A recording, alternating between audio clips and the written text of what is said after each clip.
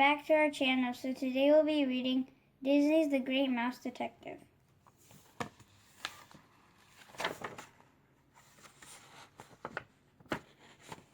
It was a quiet night in old London. Dawson was reading his newspaper. There is going to be quite a birthday party for the Queen tonight, he said to his friend Basil. But Basil did not answer. The Great Mouse Detective was busy with an experiment. The doorbell rang. Just then, ding dong, Basil did not seem to hear that either, so Dawson went to the door himself. A little girl was standing there. She looked very upset. "I'm Olivia Faversham," she said, "and I must see Mr. Basil right away. You see, my father has been kidnapped. Mr. Basil must help me find him." Dawson brought Olivia to meet Basil.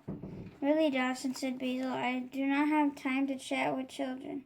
A bat with a wooden leg kidnapped my father, and look, there's the bat now," Olivia said. She pointed to the window. "Bat, wooden leg? Why didn't you say so before?" cried Basil. In a flash, Basil ran out the door. "You must find that bat," said Basil, and he and the others ran into an alley. "His name is Fidget, and he works for the eagle Ratigan." "Look, tracks," Basil said, and they were made like a wooden leg. "It's Fidget."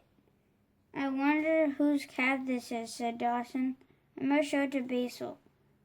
"Good work, Dawson. This is Fidget's cap," said Basil. "Now we must find Toby. He'll track down that wicked rat." That Basil went on. "Hello, old boy," shouted Basil when he saw Toby. "We're on a case, and we need your help. Here, and smell this cap." Basil held up the cap. Toby's nose began to twitch. When Toby started to growl, Basil picked up Toby's leash. There was no time to lose.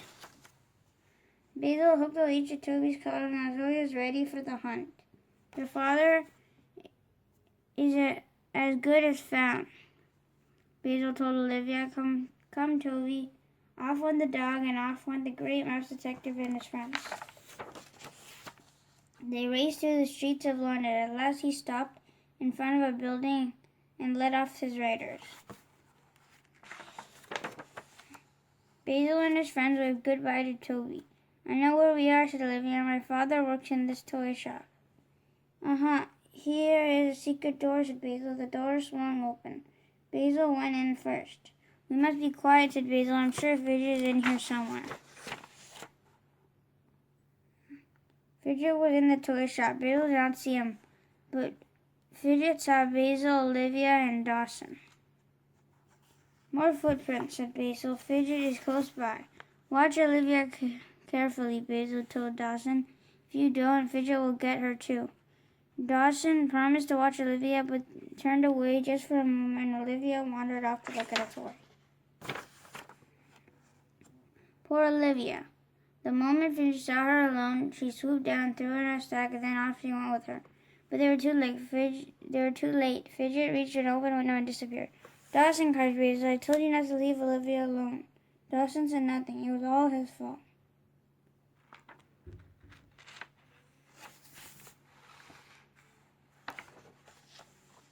"If only I could find her," Dawson said to himself. Just then, Dawson spotted a slip of paper on the floor. What could it be? He showed the paper to Basil. "Gears, crown, robe, little girl." Basil's face lit up. "Dawson, you've done it. It's a wonderful clue," he said. "I know where Fidget has taken Olivia. Ratigan has her. This list is in his handwriting. We must hurry, Dawson, before it's too late." Meanwhile, Ratigan was busy bragging to his gang about his latest plot. "Today's the Queen's birthday. What a pity will be her last," Ratigan said with a wicked grin. "And guess who'll be king then? Me, Ratigan." Then Ratigan opened a door. "I have a surprise for you," he said to Mr. Faversham. Olivia ran in to her father's arms. "You are safe," Mr. Faversham cried. "Yes," said Radigan, "and Olivia will stay safe if you do what I say." Fidget opened Olivia away from her father. He popped the little girl into a bottle. Then Mr. Slaverson rolled in his new toy. "Ah, here is our new queen," said Radigan.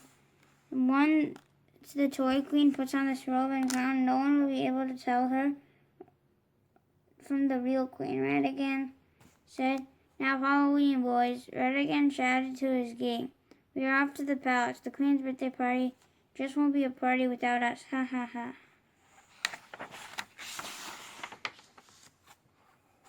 Soon after, Radigan and his gang had gone.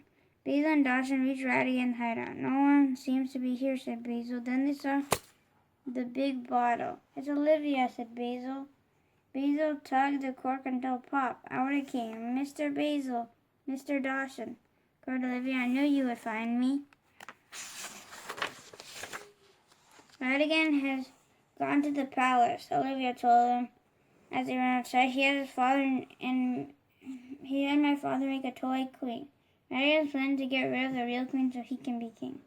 Basil knew what to do. He whistled for Toby. In an instant, Toby was there. They climbed aboard the dock. "To the palace," said Basil. "Be quick about it, old boy," and off they went.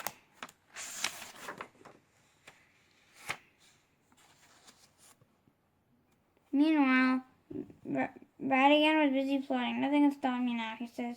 In a low voice, everybody here thinks it's their beloved queen, but I have the real queen locked away.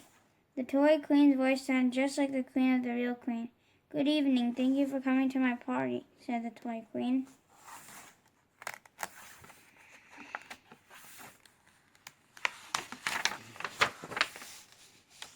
"I've been your queen for many years," the toy queen went on, "but I'm growing old and it's time for a change. I want you to meet your new king, Radigan the First."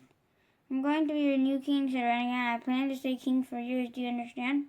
Every day is a work day from now on, and all the money you make goes to me, King Radigan.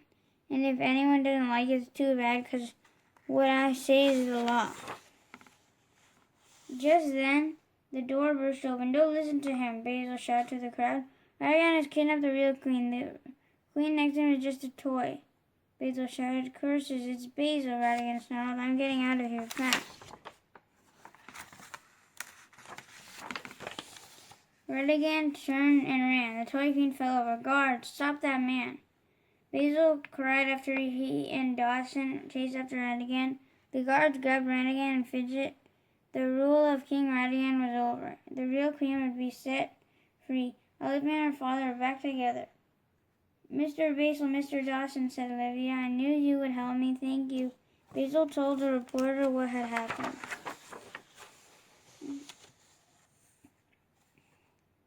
The next evening, Dawson sat in Basil's living room reading the newspaper.